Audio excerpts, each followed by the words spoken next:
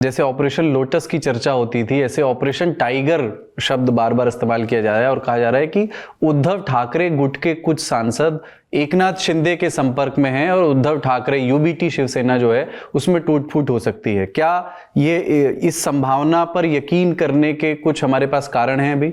नहीं, बिल्कुल है। मुझे लगता है कि जो सांसद के नाम भी चल रहे हैं उसमें जो कारण दिया जा रहा है, ये कारण है कि अभी सरकार 5 साल के लिए तो मजबूत सेंटर में है, एनडीए की सरकार, और 5 साल के लिए महाराष्ट्र में महायुति की सरकार है। तो महाविकास आघाड़ी की सरकार आने की कोई गुंजाइश नहीं है।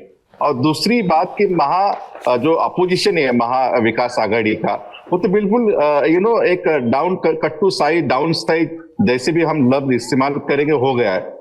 तो उनको अभी लीडर ऑफ अपोजिशन भी उनका नहीं है। तो मुझे लगता है वो तो चैलेंज उनके पास, उनके लिए बिल्कुल चैलेंज नहीं है।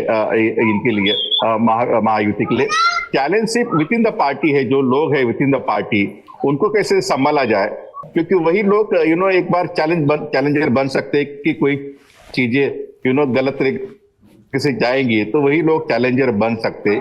लेकिन मुझे ऐसा लगता है कि भारतीय जनता पार्टी महाराष्ट्र और देश में काफी मजबूत जिस तरीके से दिख रही है, उसका मैं ऑब्जर्वेशन जब करता मजबूत स्थिति में है।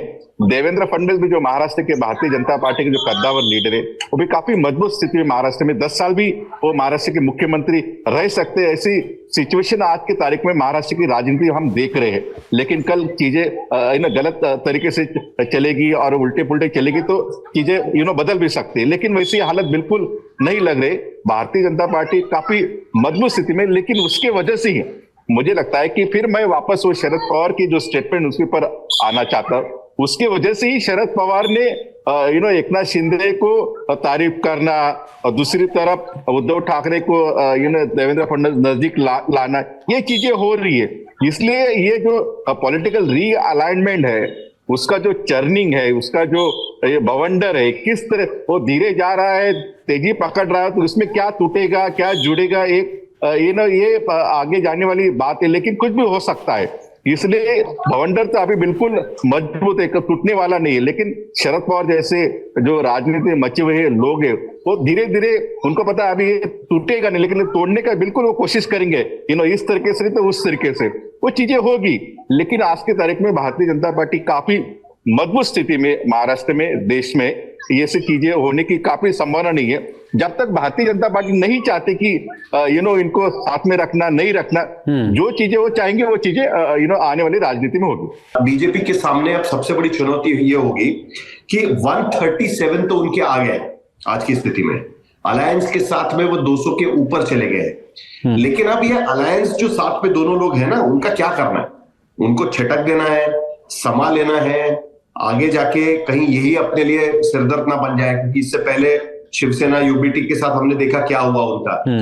तो उसको किस तरीके से अगले 4 साल में मनूवर करना है, ये सबसे बड़ी चुनौती होगी पॉलिटिकली मेरे ख्याल से। गवर्नमेंट तो अपना अपना चलता रहेगा, क्योंकि विपक्ष उठे या ना उठे, लेकिन ये लोग भी चैलेंजर बन सकते हैं कभी ना कभी जाकर।